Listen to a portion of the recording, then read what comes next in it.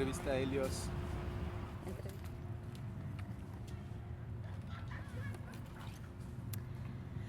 Bonjour, Marie-Alexis, comment ça va? Ça va très bien, merci Paloma, et toi? Ça va très bien. On est ici pour que tu nous racontes comment, un peu l'histoire de Helios, cette revue de littérature dans laquelle on présente toutes sortes de créations littéraires en français, en espagnol, en anglais aussi. Alors raconte-nous un peu l'historique de Helios. Helios est un projet qui naît en 1996 ici à Montréal.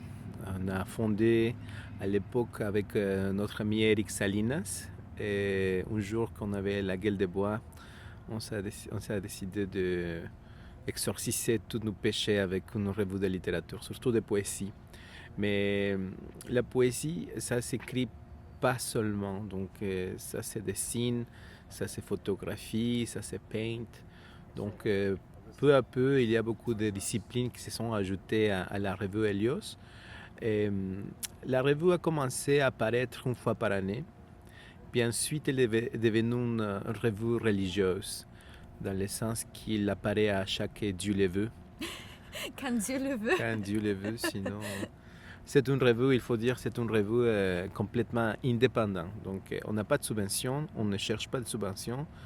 On la publie avec beaucoup d'efforts et de collaborations un peu de partout. Et on paye la revue avec un peu de publicité. Évidemment, on donne beaucoup plus d'importance à la littérature et à l'art. Donc, on réserve un petit peu d'espace pour la publicité, toujours les dernières pages, pour garder cette ambiance d'art dans la revue quand même. Et évidemment, on finit toujours pour mettre un peu d'argent. Moi, je le trouve un peu comme mon karma. Comme poète, il faut que je paye mon karma. Et ça me fait vraiment, vraiment plaisir, c'est sûr.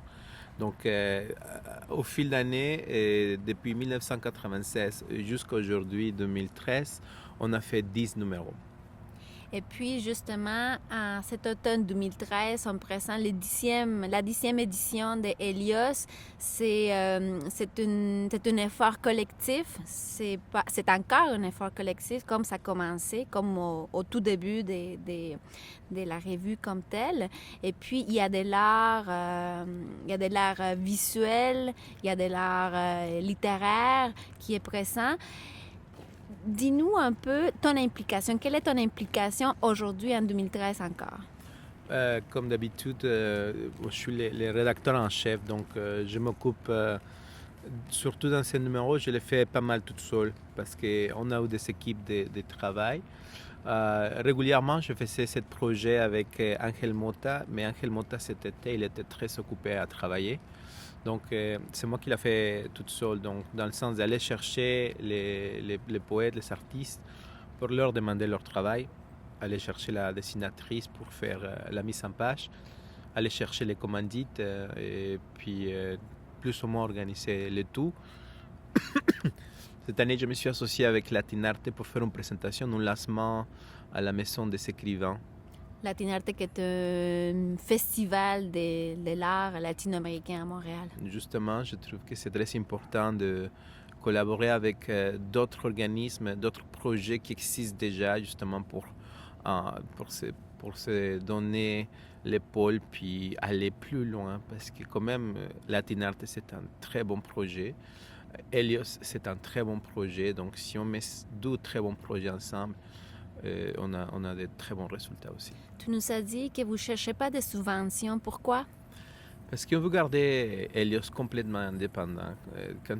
Quand on a commencé à regarder pour des subventions, il fallait mettre 60% des écrits en français ou 60% des écrits en anglais. Puis nous, on veut mettre un peu les 30% pour chaque langue. Et à chaque revue, il y a une langue invitée. Donc on a eu le chinois, le grec, le portugais, l'italien. Cette année, c'est le bulgare. Donc, c'est une revue Les Bulgares, oui. Les Bulgares, Oui. oui. Pas les vulgaires. Pas les Vulgaires. Pas les vulgaires, les Bulgares. Et puis, C'est une revue qui ne rentre pas nécessairement dans les profils qui cherchent les gouvernements ou les sources de financement. Donc, c'était déjà un super gros travail aller chercher des commandites. Donc, on s'est dit, on va garder ça simple. Moi, autant qu'écrivain, que poète, comme éditeur, moi, je me dis que ça vaut le coup d'investir dans ce projet. Et comme poète, évidemment, je n'ai pas beaucoup d'argent. Je mets les peu que j'ai, mais je les donne. Parle-nous maintenant de cette édition, de cette édition de cette année en 2013, qui a été impliqué dans l'art qu'on présente cette année. Oui, bon, c'est comme la thématique de cette année, c'est la survie. Parce que j'ai eu la chance d'avoir encore une fois de très bons poètes, de très bons artistes. La page couverture, c'est qui? C'est Dulce Pinzón, c'est une photographe d'origine mexicaine qui habite à Puebla. Elle a vécu pas mal à New York, mais c'est une des photographes les plus représentatifs du Mexique pour l'instant. Elle se promène un peu partout dans le monde. Récemment, elle a une exposition en France, à Paris, et il s'en va en Asie. Ici à Montréal, on va la voir bientôt. Ces photos ils vont apparaître très bientôt sur les rues de Montréal. Donc, dans les expos itinéraires, ah, oui, wow. Elle va être là. Donc, la page couverture est une des photos de Dulce Pinzón. Dulce Pinzón. On a des poètes qui sont pas mal connus dans la scène montréalaise, comme Hugh Hasselton, comme Alejandro Saravia, comme Ángel Mota, comme Victor Zamudio. Donc ça, c'est un autre contact qu'on a aussi avec beaucoup de musiciens. C'est drôle que cette revue, il donne beaucoup d'importance aux musiciens. Donc à chaque revue, on publie au moins une chanson. Donc on a des chansons de Matthew Lipscomb, qui est un très bon compositeur. On a des chansons de Victor Zamudio, qui est... Les paroles des chansons sont... Des chansons de paroles. Donc, il y a même des chansons qui sont là. Et on a des gens qui ne sont pas nécessairement des écrivains ou des artistes à temps plein, mais qui ont une rapproche très étroite avec l'art. Donc, il y a des gens qui sont précisément aussi dans la survie. Donc ça fait beaucoup de sens avoir ce titre avec la réalité de beaucoup d'artistes qui ont survécu. Alors, Sobrevivir, Survivre, Survive, c'est le 10e numéro, la 10e édition de Helios. Alors, merci beaucoup Omar Alexis Ramos. Tu es poète, tu es acteur, tu es professeur d'espagnol aussi, tu es toutes sortes de choses et puis tu fais partie de la communauté latino-américaine de Montréal. Alors, merci beaucoup. Merci à toi et merci à toute la gang qui nous regarde. Hein.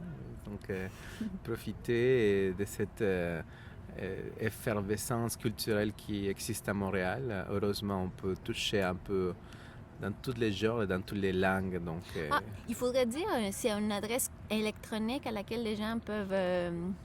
ou pour avoir la revue, comment on fait? Pour avoir la revue, il y a des points de distribution chez les commanditaires, donc les garages Ferrari, la carnicería Mundial, el Cactus, le restaurant Cactus, el restaurant del Sombrero, la Carreta, beaucoup de restaurants latino-américains.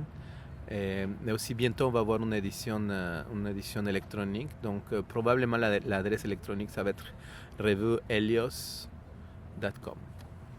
Revuehelios.com, parfait. Merci beaucoup. Merci à toi.